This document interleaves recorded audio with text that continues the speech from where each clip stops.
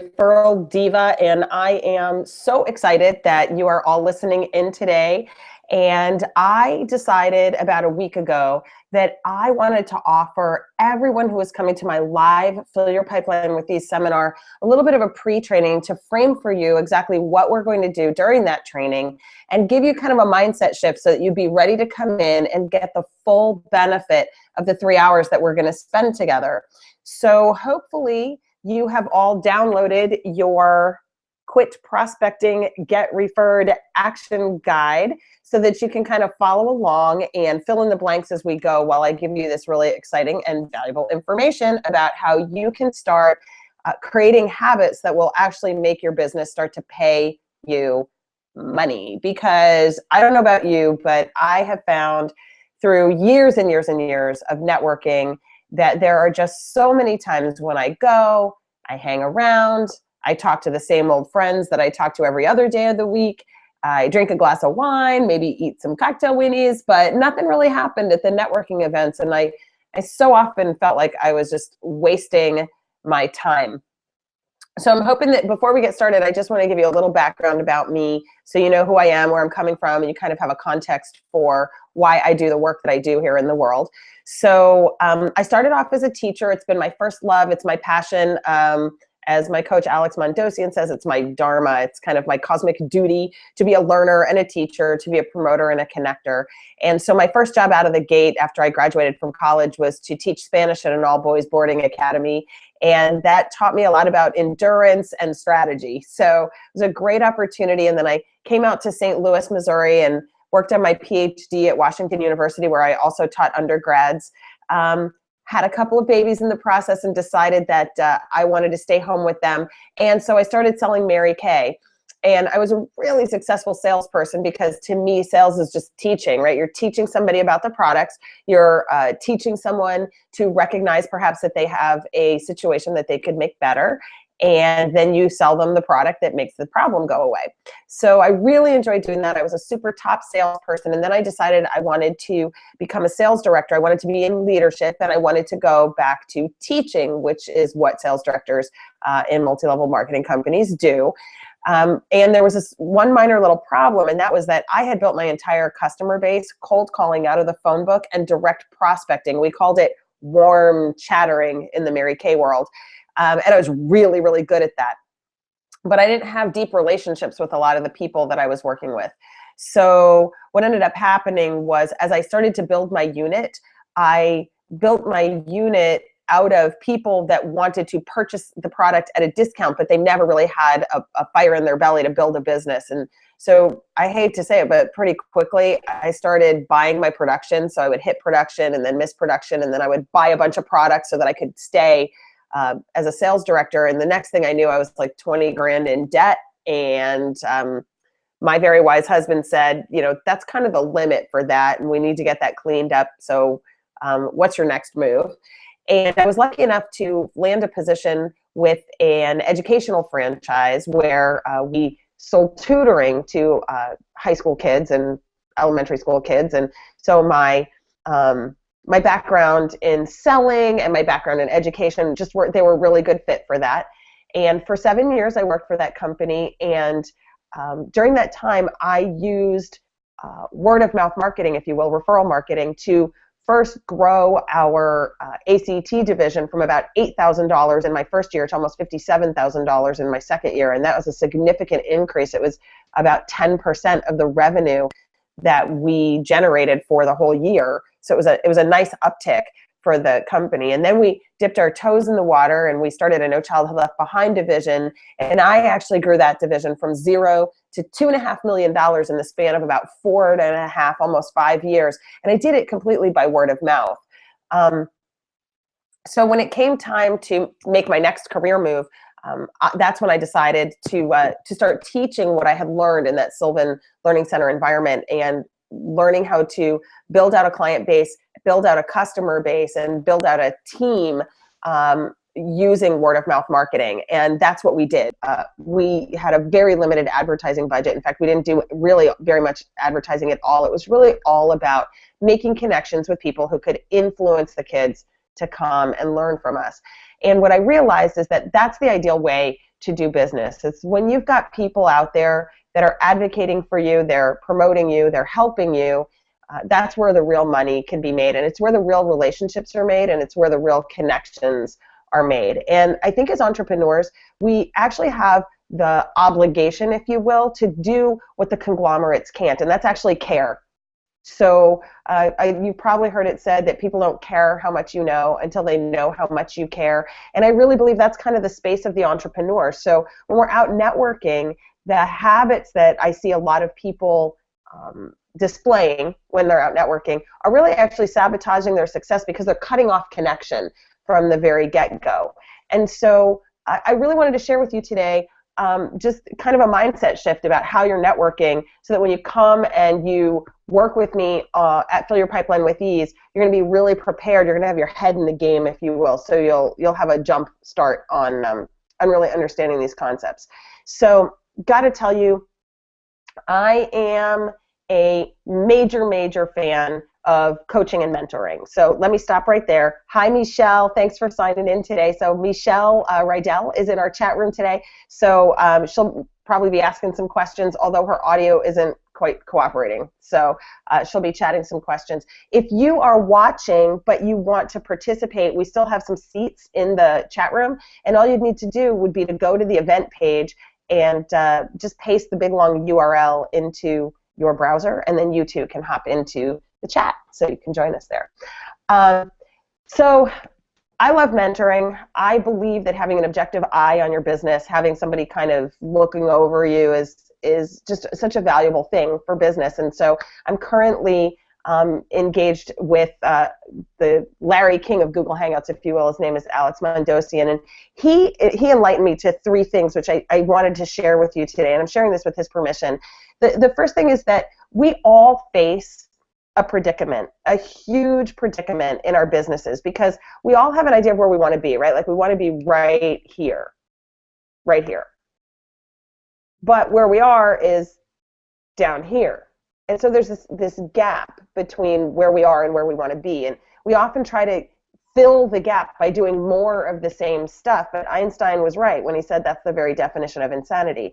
So there are basically 3 things that we don't have in our lives right now to get us from point A to point B. So if you're not where you want to be in your business, this is probably the predicament that you're facing. I know I face this predicament from time to time, and the really important thing is like recognize it and grab it and figure this out. But the first thing is, I love this. I don't have a flip chart. Most of you who've seen me teach know that I love having a flip chart, but I got this one from Alex too. You ready? Here is my Google Hangout flip chart.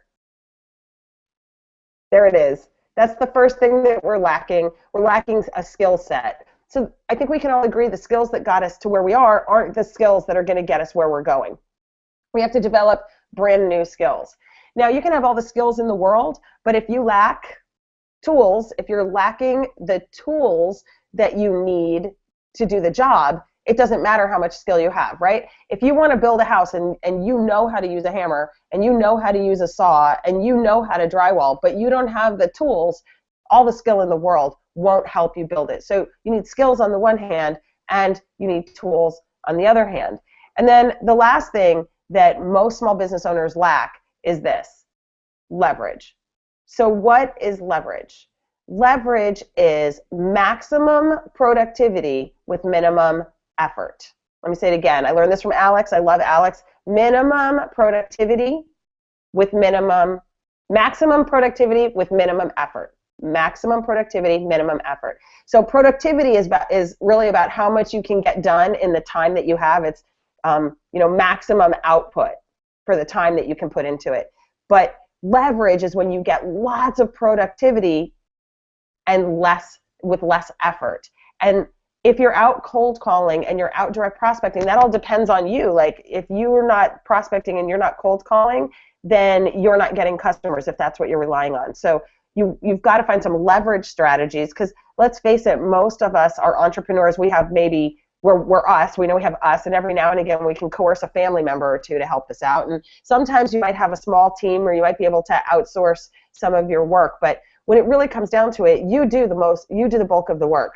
in your business. And if you are in your business spending a lot of time doing stuff in your business, being the technician in your business, you've got to find a way to get leveraged on your marketing so that you're having a steady stream of clients come in, that you don't have to keep going out and prospecting for them because you have to work as the technician in your business. It's Michael Gerber's E-Myth. If we're only a technician and we never go look for clients, there's nothing to work on. And so what most of us do is we work on the business, run out of work. We don't have any clients, so we go get clients, we get work, we come back, we work. Then we go out, we spend a bunch of time getting clients, and we're on this kind of roller coaster ride that just feels kind of crummy, and it's kind of energy sapping. So when you have leverage, that's the solution to that roller coaster ride that you're in. So how could we change the way we network to leverage it? Like, what would have to change? Well, here are the 3 big blunders that I see people making that are completely destroying the leverage aspect of their networking. So here's the first one. If you've got your worksheet, I think it says 4, but there are only 3. So we have a little typo there. So here's the first one. Ready? It's attending but not belonging. Attending and not belonging. So these are all the folks that show up at all the networking events. They're everywhere. Like they are just all over the place, and they never seem to go away, but they also never seem to contribute. And I know you've seen people that do this, and they're not all that famous when they're out networking, but because what they're really doing is attending a lot of events, but they're not belonging, meaning they're not adding value. And so they don't have as much credibility. They might have a lot of visibility, but their credibility isn't there, and therefore their profitability suffers. So if you're going to attend events, the best thing that you can do is attend events that organizations are holding, but belong to those organizations, contribute to those organizations. When you're at those events, act like a host, not like a guest. Be a member of the organization and then attend their events, as opposed to just randomly attending a bunch of events but never really contributing to the bottom line of the events. So the second big blunder that I see is this one. Lots of talking, not a lot of listening. So if you really want someone to connect with you, if you really want to, get in their space and draw them in and have them like you, because let's face it, we get business from people we know, like, and trust. And so the whole point of you going out there networking should be meeting people and encouraging them to know, like, and trust you. So the way that you do that is by talking less and listening more and asking lots of questions. So Bob Burg has a great list of networking questions. In fact, I'll go ahead and post those to my Google, link to that on my Google Plus page. So if you guys want to grab the link, you can do that. But great questions. How did you get into business? What do you love most about your business? Tell me about your best client. Tell me about your most satisfying job, or project. Really asking people to talk about their business in a way that makes them feel really great about their business. And listen. Rephrase what they say. So what I heard you say was, do I have that right? Let people know that you're listening and ask lots of questions. And when you get them talking, they're going to like you more, and you're going to have more leverage with them. You're going to have more connection, and they're more likely to become part of your referral network, which is what the whole point of networking really should be. It should be to go out and grow your referral network. The last thing I see people doing that I think is a huge mistake is this: socializing and not connecting. So what does that mean? What that means to me is this. It means we go and we see a bunch of people that we already know, we already like, and we already trust, and we go circle the wagons and hang out and chat with those people. Now there's a time for that, and I have a group of friends, and we get together on the third Friday of every month, and we have dinner together, and we enjoy socializing together, but it's not a networking function. Does business get done? Sure. Do we talk about business? Absolutely. But the purpose of being there is strictly social. So we're there socializing. When you're out networking at an event, the idea is to be connecting. And here's the really key thing. There are 2 things that you can do to stop socializing and start connecting. Number 1 is ask this question. The question is, who's the E.F. Hutton in this room? Who's the bigwig? Who's the most connected person in the room? Who is the person who knows everyone? Who is the person that is, the prom king and the prom queen of the networking scene? Who is that person? Would you walk me over and introduce me? That question has resulted in so much business for several of my clients. It's unbelievable. Just asking around, who's the most connected person in the room? Who's the most impressive person in the room? Who's the most interesting person in the room? And getting those introductions from the people at the registration table or someone that you know in the room. The second question is, who can I connect you to? Who can I connect you to at this event? Now, of course, if you're only in the habit of attending events and attending events and attending events, that can be a difficult one. But if you're in the business of belonging to the organization, when you see a new face, the idea is to say, who can I connect you to? Who do you need to know? Who's your ideal client? Who's your ideal connector? And really be able to connect those people, put those people in the space. Because when you are putting people in the space together, you're creating those connections, and they're triangular, which means they're stronger. So, Michelle, you said please define connecting. Did I serve you with what I just said, or do you have a further question for that? Oh, she gave me the okay sign. So we're good. All right, so those three big blunders, just to recap, the three big blunders are attending instead of belonging, talking instead of listening, and socializing instead of connecting.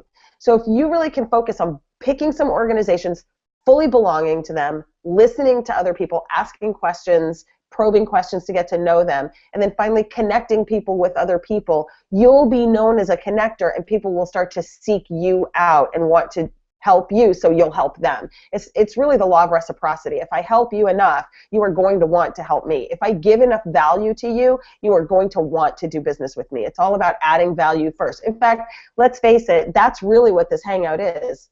This is a way for me to add more value to you, because to be completely honest, I do have a goal. I want to help 100 entrepreneurs increase their revenue by $100,000 this year. That's my goal.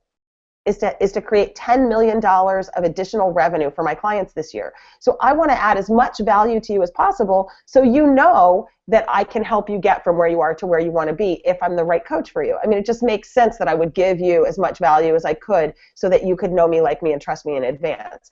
And you do that when you're networking too. You're giving value, giving information that you have, giving connections that you have. When you're giving first, eventually the scale will tip, and people will want to get to know you and do business. So here's the number one shift at the bottom of your first page. Here's the number one absolute shift. If you want to start monetizing networking, quit selling and start marketing. Let me say it again. Quit selling and start marketing. I think we've all been in the situation where someone shoulds all over us at a networking event. You should use my product because, and you need my product because, and I have the fastest service and the lowest price, and blah, blah, blah, blah, blah, right? Like there's all the commentary of that. And for me, it's very disturbing, because no one can possibly know what I should do. No one can possibly know what needs I have or what my priorities are if they haven't had the conversation with me.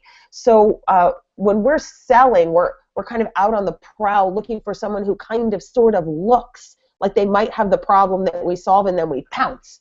And I think it's a huge mistake. I think what we need to do is market. We need to be open, and we need to have a message, and we need to communicate the message, which is, I help my clients solve a problem so they can enjoy a benefit, right? That's marketing. What do you do? A lot of times people will ask me when I'm out networking, they say, what do you do?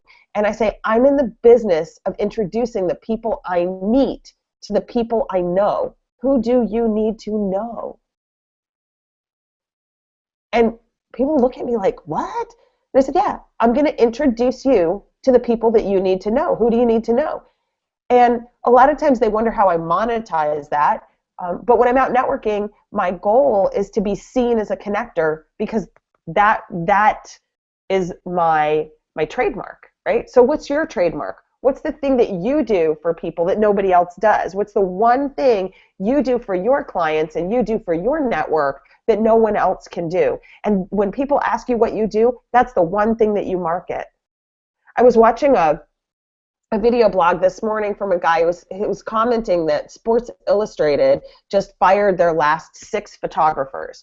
And he was completely horrified by this because Sports Illustrated is completely known for their photography. Like the images, the sports images is really what makes the magazine. I mean, can you imagine like National Geographic firing all of their photographers and going to freelance? It doesn't make a lot of sense because that's what they're known for. Southwest Airlines is known for being fun and giving you free bags, the first bag free and no change fees, right? They're known for that. Costs them millions and millions and millions of dollars, but they do it because that's what keeps them profitable. They do the one thing they do best, which is have fun. So they hire on attitude, they hire on enthusiasm, they look for people who are charismatic and who love life and who love people, and then they train the skills into them. And so Southwest knows their one thing, and Sports Illustrated used to know their one thing, but they're going to lose their competitive edge because they're letting go of their one thing. They think their one thing is too expensive, but it's really the thing that distinguished them. So a lot of times you got to ask yourself, what's my one thing? And I've got to invest in that one thing. So for me, my dharma, if you will, my work in the world is teaching, learning, connecting, promoting. That's what I do, right? So if I'm teaching, in order to teach, I have to learn. In order to learn, I have to have coaches. So I hire coaches to teach me so I can teach you, so that I can bring added value to you, because that's what I do. And I connect people to one another. So my entire business is really set up around teaching, learning, connecting, and promoting everything that I do. So I would really encourage you, as you're going out networking, to refrain from thinking, who can I meet that I can get as a client when I go to this networking mixer, to how can I market myself as the #1 teacher, learner, promoter, connector? How do I market that? How do I show people that that's who I am? Well, I introduce the people I meet to the people that I know. That's what I say, because that's how I market my particular skill set and what I bring to the world. So that's really something you want to think about as you're thinking about transforming your business in any way, is what's your one thing. So once you're out there, you're on the networking scene, you're meeting people, you'll discover that there are 3 different kinds of networks, 3 different kinds of relationships that you have out there. And one of the things that, if you've ever been in multi-level marketing, and I know Michelle and I have shared the direct sales experience together, we walked that decade together. One of the things that we start off with, typically in direct sales, I know insurance, financial advising, they send us out there to approach our warm list. So your mom, your sister, your neighbor, your friends, your cousins, your high school football coach, they send you out there to go work on your warm network. And your warm network will help you like up to a point. They're helping you, but they're not helping you because they have the problem you solve. They're not helping you because they want to be your clients. They're helping you to help you. They're helping you because you're practicing. They're helping you get your sales presentation down because you need a warm body to do the sales presentation with. But they're really not interested in being your client or being a referral source for you most of the time. If they hold a party for you or introduce you to a couple of people, it might happen once. But if you keep going back and you treat them like a client, you're going to lose them as a friend, or you're going to alienate them as a family member. So we call those folks your support network. They are there for you through thick and through thin. I like to say they'll make s'mores with you and sit around the campfire, hold your hand, and sing Kumbaya. They will do any weird thing with you that you want them to do with you, but they don't want to be treated like a client, and they don't want to be hounded for introductions and referrals. They want to support you. They'll be a shoulder to cry on. They will pick you up from the airport. They'll do a lot of things for you, but they really don't want to be sold. And it's very important to look through your network and know who doesn't want to be sold, and don't sell to them, because you're not going to be successful anyway, and it leaves kind of a wake of animosity behind you. The second network is your information network.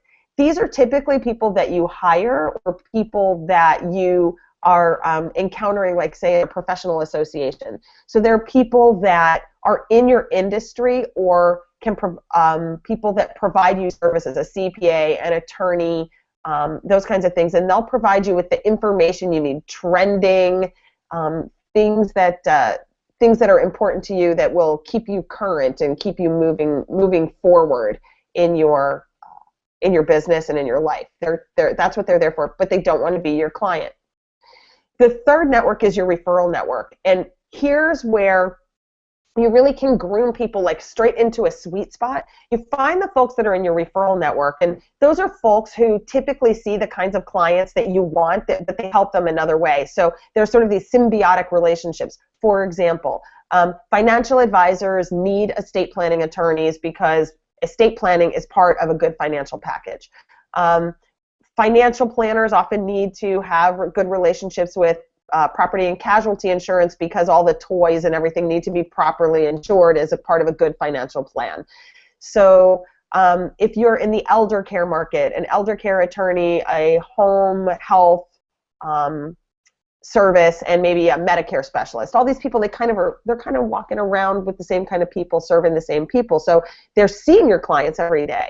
Now, if we can take those folks that see the kind of clients that we want to see every day, and we can get them to give us information, we can share information back and forth with them, and we can support them, volunteer, hang out with them, go to movies, go on vacation, give them presents, get to know them, create relationship with them, then we can have the best of all worlds. You can take someone from your referral network and turn them in to a support and information source. It is next to near impossible to take someone from an information or a support source and turn them into a referral. And I think it's a huge mistake that we make in just assuming that everyone can be all three. So one of the things you could do is really take a look at who you're spending your time with. And if you find out that you're spending most of your time with people in your support network, it could be an explanation for why your networking isn't paying, because you're networking with people who don't want to be referral sources and they don't want to give you money. They don't want to be clients. So once you're in these referral people, they come in kind of different levels, kind of different layers of complexity. So the first type of referral interaction, I call it the acquaintance. The acquaintance is the person that you see once a month at the mixer, and you know their name, like, oh, hey, Joan, how are you? But you haven't really developed any relationship with them. You have their business card, you know who they are, but you probably wouldn't refer to them yet because you haven't done business with them, you haven't had any other interaction with them. They're visible, you know who they are. That's an acquaintance. The next level of referral interaction is the advocate. Now, advocate has a root word, it's voce, which is a Latin word that means voice.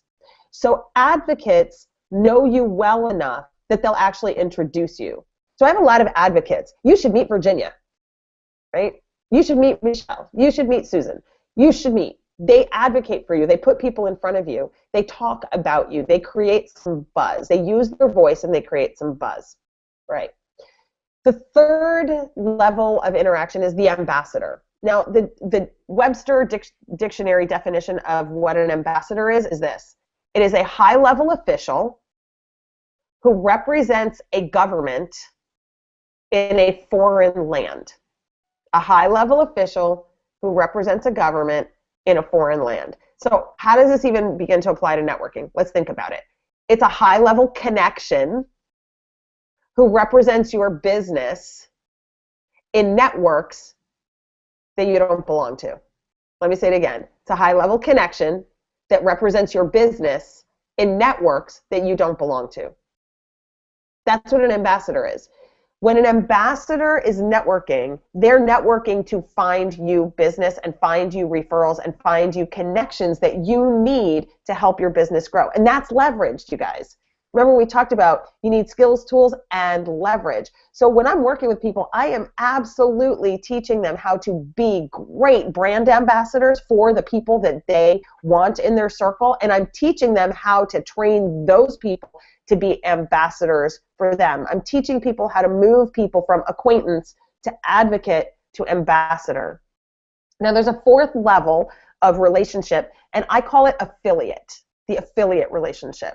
The affiliate relationship is the ambassador relationship, but taken to a level of exclusivity that is extraordinarily productive. In fact, when you develop the affiliate team for yourself, and it might be that you exchange referrals for referrals, there's a whole industry where a joint venture affiliate model where when I sell your product, I get a commission. There's all referrals for referrals, money for referrals, referrals for money. There's all kinds of ways to develop an affiliate relationship.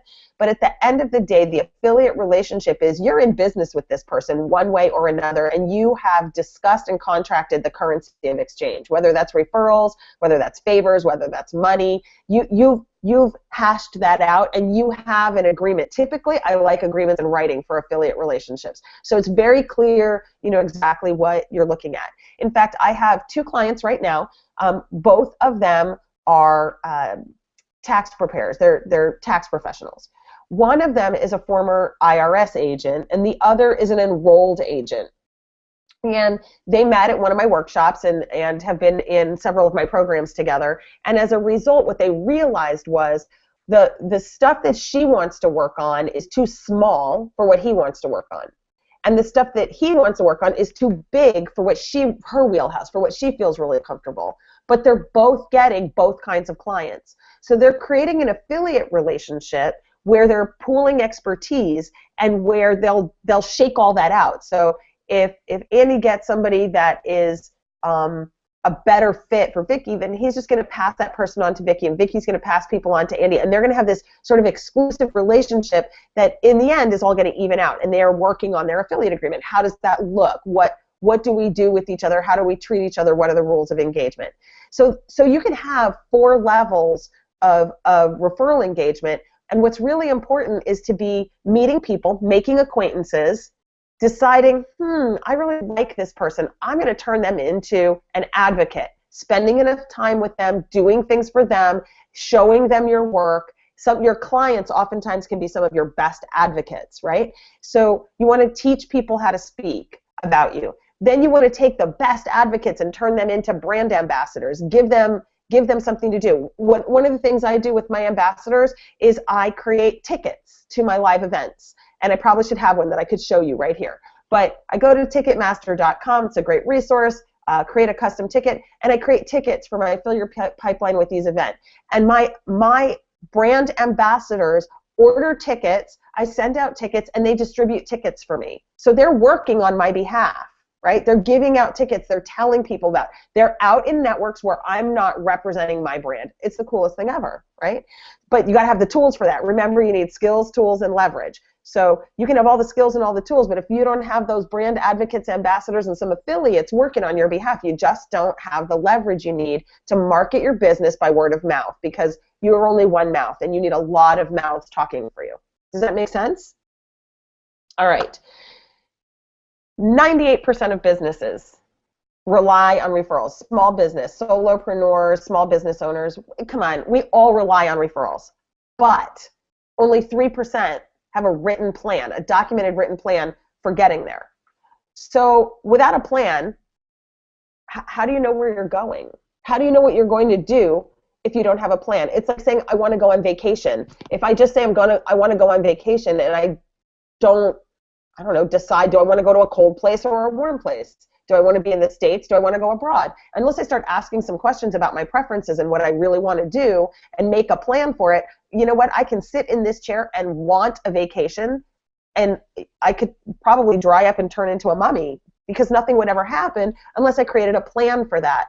And so that's one of the things that I help people do is when I work with them is I help them create a plan. And when I'm working with folks to create the plan, I walk them through 6 steps. And so this is the 6 essential elements that you need to create a perfect referral marketing plan. And one of the things that I'm going to gift to you guys too, along with the Bob Burg link, is I'm also going to gift you with my blueprint. So I have a referral marketing essentials blueprint that I'm going to go ahead and send. I'll probably just post the link to the Google Hangouts page, and you can find it. Okay. So here's the deal. The first thing that you need to do is find a tribe, define a tribe. And what that is it's an ideal customer who shares your values. They think like you think. They like the stuff you like. They believe the stuff that you believe. They're easy. It's really hard to work with a client who doesn't think the same way you do about your product, right? If I don't want health insurance, Michelle can't sell me health insurance. If I don't think that Botox is good, the cosmetic physician isn't going to convince me to have Botox, right? If anything that I think is bad, I'm not going to go buy. So you really want your customers to think like you think about what you do, about your product. The second thing is to become a trusted authority. How do you become a trusted authority? Well, you become a trusted authority when you surround yourself with a vast, wide network of professionals that can solve any problem that any client, any friend, or any family member could ever have in their life. Plain and simple. You surround yourself with trusted people. So when my clients need an HVAC person, I got a guy who is actually a gal. I got somebody that does that for me. When I have somebody that needs tax preparation, I've got somebody who can do that for me. When I need somebody has head trash and they need life coaching, I've got somebody to send them to. So when you look at your whole network, do you have every single person in your network that anyone that you know could possibly need? So they're calling you for the recommendation. Because when they're calling you for referrals, you are training them to give you referrals. So get really good at giving referrals, listening for opportunities to give referrals, but also make sure that you've got enough resources around you that you're the go-to person in your network to get all problems solved. And that will make you a trusted authority. The next thing you need to do is build out your team, that team of advocates and affiliates and ambassadors that are going to go out and do stuff to help you grow your business. So there's some very specific criterion about that. I'm going to share that when we do Fill Your Pipeline with Ease. So we don't have time to do it on this Hangout in particular, but there are 6 really important criterion that you need to have in building out your team. And it can't just be anybody, and you can't just work with somebody because they want to work with you. They need to be people that have the capacity to refer to you as well. So that's something that's really important. The fourth thing is the tools. So big mistake. If I have somebody that I want to introduce you to, and I have to do all the work, I have to think of what to say, and then I have to type it out, and then I have to edit it, and then I have to figure out if I'm saying the right thing, and we make it hard. So do you have prepared all the information that somebody needs in a heartbeat, essentially a media kit for your business? Do you have a prepared media kit for your business? Your bio, your professional background, your personal background, your list of 10 best clients, what's not a client, sample emails that people can use, sample letters that people can send out, sample phone scripts that there are all these tools, and when you've created this really huge toolkit, you're going to be able to create a media kit and then groom your acquaintances into advocates, into ambassadors, into affiliates by giving them the marketing materials that they need to do a really good job for you. Think about it. If you were going to hire somebody to market you, wouldn't you give them a playbook to do that? You wouldn't hire somebody onto your team to go out and market for you and then just say, I sell widgets, so go sell me up some widgets and I'll talk to you in a week, right? You would give them a toolkit. You give them those sales tools. Do you have all that?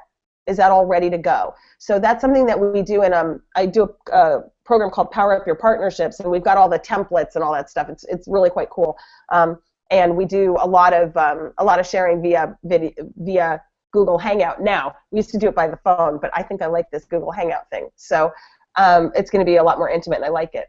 The next thing that you need in your marketing plan is a plan for, or a procedure for training your advocates, your ambassadors, and your affiliates. So how will you get this information to them? How will you provide them with the processes that you want them to follow? What do you want your advocates to do for you? What do you want ambassadors to do for you? What do you want affiliates to do for you? So you're really kind of building out your own marketing team while you're doing that, and then you've got to have a training program, just like if you hired them, right? So you're really building these people out there like this big army of volunteers who want to work with you because they think you're cool, but also because you see the clients that they need to see too, and you're willing to share your client base. And that's kind of how this works. But you're essentially bringing people on into a marketing position for your business. And then the last thing that you've got to do to have a really robust plan for this is tracking. Because how can I know if someone's actually producing for me if I'm not tracking that? And let me tell you guys something. This is the hand to God, this is the honest truth. If you've got somebody on your team and you keep training them and giving them tools and training them and giving them tools and training them and giving them tools, and they're not producing and you don't know it, they know it. They know they're not producing. And you know what? They feel really bad. And so for a little while, they'll feel a little bit of shame or some guilt, or, they'll feel like really bad. But then what happens is they start to take the negativity off of themselves, and then they start to revert it and they shove it right on you like that. And they make you pushy, and they make you obnoxious, and they make you bossy. And it really can destroy the relationships if you continue to toolify and train someone who isn't successfully producing. And I'll tell you, I have a really interesting story. This happened. I have a life coach. Her name is Angie Monco. Her business is Harmony Harbor Coaching, and she helps particularly professional women accelerate their success by getting their brains out of their way. So she's been instrumental in much of my success and much of my ability to really be authentic with people and be vulnerable with people and share myself. So first year we were both in business together. We linked arms and we were running buddies, and it was great. And we weren't really tracking. We were just hanging out. And then we sat down one day to try to figure out how much business we had actually created for each other. And I think she had done a little over 20,000 for me, and I'd done a little over 20,000 for her. And we were rocking it. And we thought, oh man, this is awesome. So we took a trip together, and that was our like present to each other. We went to California. And what was really interesting was then the next year, we started tracking, like really, really tracking it. And that year didn't go so well. And by about 4 months in, neither one of us was really producing for the other one. And we were so frustrated that we actually sat down, and at the same time, we said, like, I am so aggravated with you. And it was really interesting because when we dissected it, what we found out was we both had kind of changed our tribe a little bit. We weren't seeing the same kinds of people anymore. And so where it was naturally happening the year prior, it just stopped happening that year. And we were getting more and more aggravated with each other because we couldn't be successful trying to refer to each other. So I really want you guys to think about the fact that you've got to know who's producing and who's not, and you've got to have these kind of authentic conversations about, is this working for you? Are you enjoying promoting my business? Hey, I got to tell you, I'm not coming across anything for you, and I feel really bad because I'm not producing for you. There's a lot of communication that goes in with that, but you always want to start communications with facts. So great book out there. It's called Crucial Conversations, and this is one of the really important things. You see a fact, you tell a story, you have a reaction, right? So you see a fact, tell a story, feel an emotion, have a reaction. And so it's really important to start with the facts, but if you're not tracking, all you have is feeling and a story that may or may not be true. So it's always important to be tracking and looking at the facts so you can start every conversation with these are the actual facts, and then we can talk about what's going on with those facts, what caused those facts, what's going on from your perspective, what story are you telling.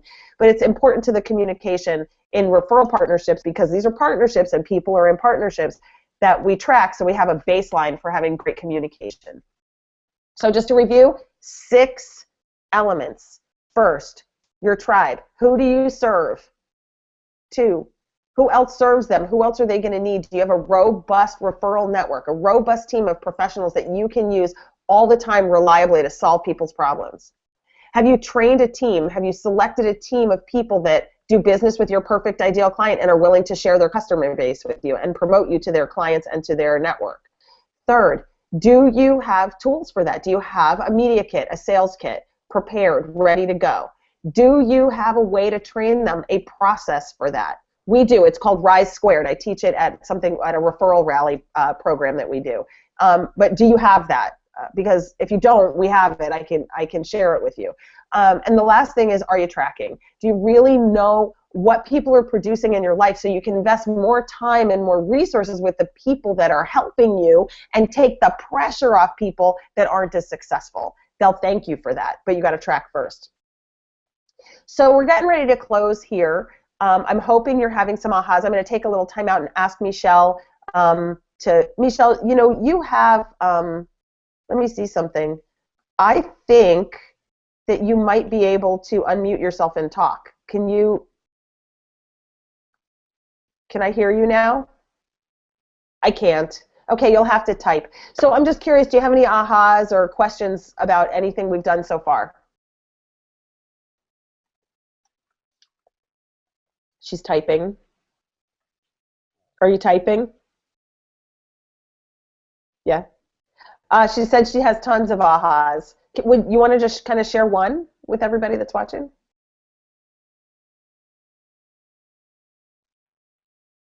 She's thinking.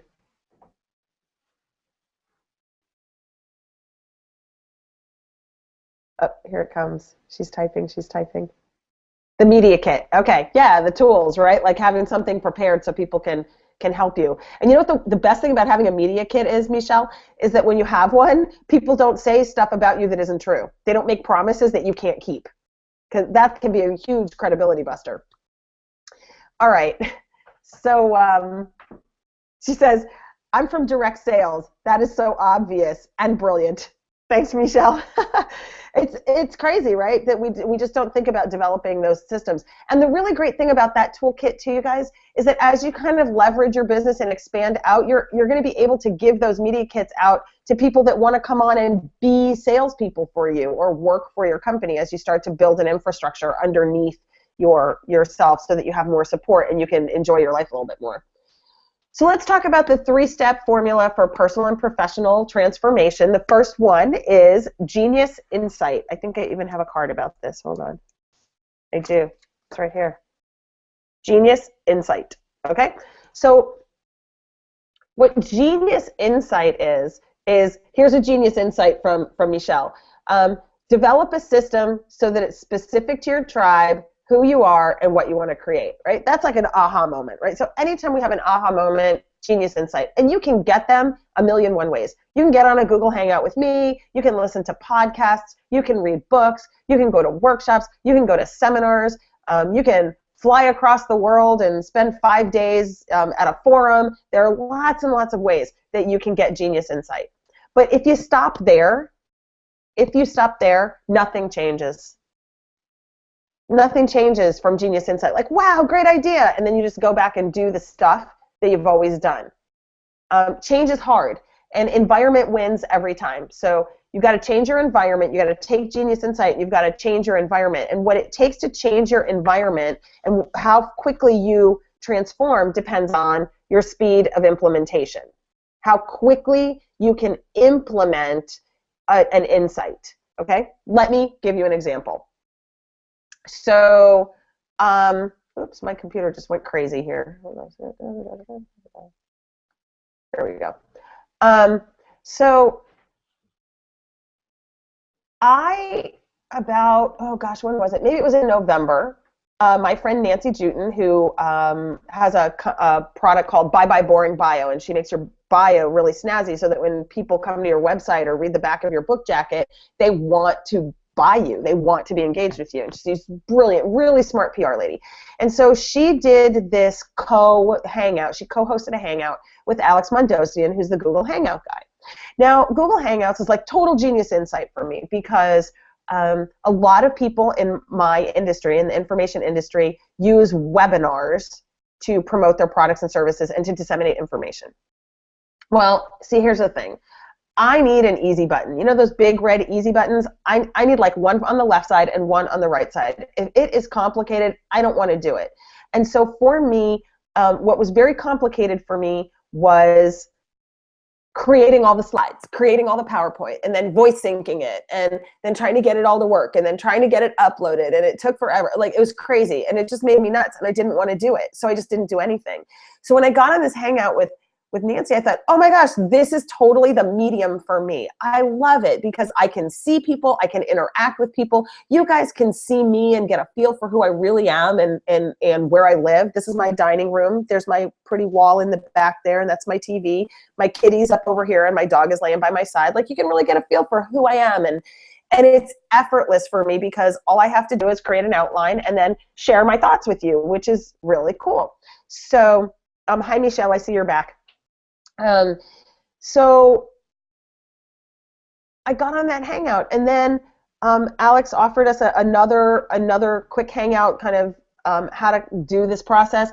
And then I thought, what the heck? So Wednesday night, I got a bunch of people together and we all played with Google Hangout and tried to figure out how to use it, which was fun. And then today I'm doing a Hangout, and this is our inaugural Hangout. This Quit Prospecting Hangout is our inaugural Hangout, and it took me maybe 8 weeks to make the decision to just go ahead. Is it perfect? No. There's supposedly something called this lower third where I'm supposed to have on the bottom like a picture of me and the name of my company and a website where you can go to buy a product or whatever. So let me just say this to you. If you are watching this and you have not yet signed up to attend Fill Your Pipeline with Ease, please go to fillyourpipelinewithease.com. It'll take you to an Eventbrite site, and you can register for one of our upcoming live events where you can come and spend 3 hours with me really talking about referral marketing and talking about how to build out this plan and what it's going to take. So it only took me 6-8 weeks to make the decision. Bam, Google Hangout. That's going to be my medium of choice. So could I have done it sooner? Yeah, probably. I had some stuff that got in my way. It wasn't a priority at the time. But when I decided to make it a priority, guess what? It took me 48 hours from the time I decided to make this a priority for me to put this on air for you guys. It's being recorded. It's going to be on my YouTube channel. People will get to watch it. I love it. It's a great, great tool. So what about you? What are you going to implement? And how is the speed of implementation going to be affected? How are you going to create velocity for yourself? And I'll tell you, there's only one way that I know to create velocity in your business. One is decide to make it a priority. Just decide, this one thing, I'm doing it, I'm putting it on the top of the list. It's the one thing that I'm going to do to make a difference for myself or for my business or for my family. It's the one thing. I'm going to do it. And second, get a mentor. Get people that can help you. You just can't do it alone. I was just on a hangout with Alex a little while ago, and he said, take off the Wonder Woman cuffs. You got to get a team around you. You got to get people that will help you, that'll come in and help you. And mentors and coaches and facilitators are the people in the world whose gift it is to fuel the speed of implementation, to really key up and catalyze the speed of implementation. And here's why. Because when you have somebody helping you do something, somebody who's already made all the mistakes, when it comes to networking and referral marketing, trust me, I have 6 figures of mistakes. I have made more mistakes networking and referral marketing than you can ever imagine. And because I made those mistakes, I get to share them with you. I get to alert you to, excuse me, I get to alert you to the pitfalls and the roadblocks and the potholes along the way, so you can avoid them instead of having your car get stuck in a pothole and then have to deal with getting out of the pothole. What if your coach or your mentor would just say, there's a pothole, go around it. There's a pitfall, avoid it. Here's a roadblock, take a different route. The coaches and mentors and people who have experience in achieving what you want to do can really seriously increase the speed of your implementation, and that gets you great results. Now, the third thing that you need on top of Genius Insight and then implementing the insight is something called strategic redirection. And again, this is where your mentors really can help you because they have an objective eye for your business. They have an objective eye for you. They're taking a 30,000-foot view. They're sitting up here and they're looking down and they're seeing the road. So they're looking and they're like pitfall, roadblock, pothole, jump, right? They can see what you need to see, but you can't because you're in it, not above it. And that's how they help you strategically redirect. They can pinpoint the mistakes that you're making faster than you can see them in yourselves. This happens for me every time. Every time I have a conversation with Angie, every time I have a conversation with Alex, every time I have a conversation with Denise, every time I have a conversation with one of my mentors or one of my coaches, they reveal to me something that I didn't know in myself that was holding me back. And when you can have somebody sort of hold that up for you, they can keep the momentum going by releasing you from the things that slow you down. So Genius Insight, totally cool. Anybody that wants to get Genius Insight on their own can do that on their own. Read a book, get a podcast, watch Hangouts. There's tons and tons of information. We are so in the information age, right? You can get information everywhere. So you can have insights, aha moments, big flashes of genius. But then you got to write those down and ask yourself the question, how am I going to implement? How am I going to implement this? And guys, go back to the first page because implementation is about skills, tools, and leverage. What skills do I need? What tools do I need? And how do I leverage this idea? Let me say it again. What skills do I need? What tools do I need? And how do I leverage this idea? Now, some people, like, they're genius implementers. Coolio. I'm down with that. I can implement a lot on my own. Not perfectly, but I can implement a lot on my own. But the most important thing for me, and the reason that I work with so many coaches, is because they save me from the pitfalls, the potholes, and the roadblocks, and they strategically redirect me when I'm getting in my own way. So those are the three things that you've got to be able to do. Some people can do them all by themselves. You're probably one of them, but I'm not. So I always have to have a genius working with me to make sure that I'm staying on course. So what stops people from doing this? I mean, seriously, so we know you need genius insight. You've got all this great information. You know you're going to implement. You've got somebody to strategically redirect you. What stops you from taking that leap, from moving forward, from getting where you want to go in your business, right? Well, here's the number one excuse. Are you ready for this? We hear this one all the time.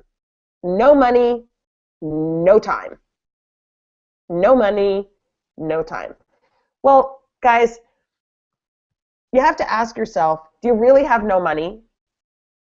$0, no income? And you say, of course I have income, duh, but I just don't, I have bills that I have to pay. They go, absolutely, I'm totally cool with that. You know, my mortgage is a priority for me. And if I have only this much money and my mortgage is my priority, then I'm going to pay my mortgage. But it's not that I don't have the money to do it. It's that I have priorities, and the investment in the book, the investment in the program, the investment in the coach, the investment in the weight loss program, the investment in the NutriBullet blender to make the green smoothies, whatever you're deciding that you're not going to do because the money is the issue. It's not the money, guys. It's that that's just not a priority. You have other places that you're making, you're using your money towards those priorities, right? I mean, say that's basic. Time. We all have the same 168 hours in a week. All of us. We all have the same amount of time. How come some people are doing it and some people are not? Well, the people who are doing it are making it a priority. I mean, why is Michael Phelps an Olympic swimmer? Because he makes swimming a priority. I am not an Olympic swimmer because I definitely do not make swimming a priority. It's just not a priority for me. And so you want to be really honest with yourself about, is this goal that you've set for yourself really a priority? So I set some goals last year, and when I look back at them, I actually kind of had to laugh. One of my goals was that I was going to run the Rock and Roll Marathon, and I have to tell you, running the Rock and Roll Marathon is really something that completely is not interesting to me at all. So it was funny that I would even put it as a goal. So I took it off my goals because I'm not into it. So it sounds like it's a good goal, but it's not a priority.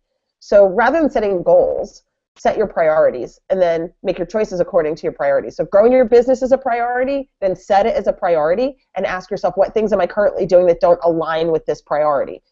Let me tell you that when you really look at that and stop setting goals and start setting your priorities, things are going to shift for you.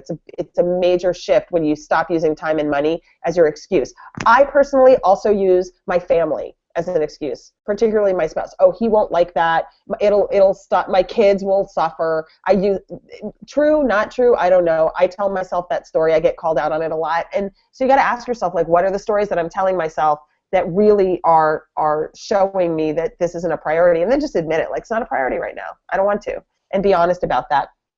Another thing that I hear people say a lot of the time is, I really want to accomplish this, but I'm not sure I can, or I don't know if I can be in it for the long haul, or I don't know that I have the endurance for that, or I don't know that I can keep doing that forever. And Alex said something to me today that was really interesting. He said, could you do it for a month? How about 10 days? Could you make that thing your sole priority for 10 days? And so that was really neat. So I figure, okay, can you make something a priority long enough for it to make a shift in your life? Because sometimes we fear the commitment that we're making to making the changes. And so I just want to encourage you guys to look at, is fear of commitment, fear of like, what happens if I fail? I cannot tell you, this week was a week when people said, what happens if we fail? What happens if we fail? What happens if we fail? And the more they asked the question, the less commitment to the goal I saw. Every time someone said on the team, what happens if we fail? The commitment level dropped exponentially. So I want to tell you guys, you absolutely must stop focusing on what happens if you fail and ask yourself, how do I make this a priority and how do I make it work?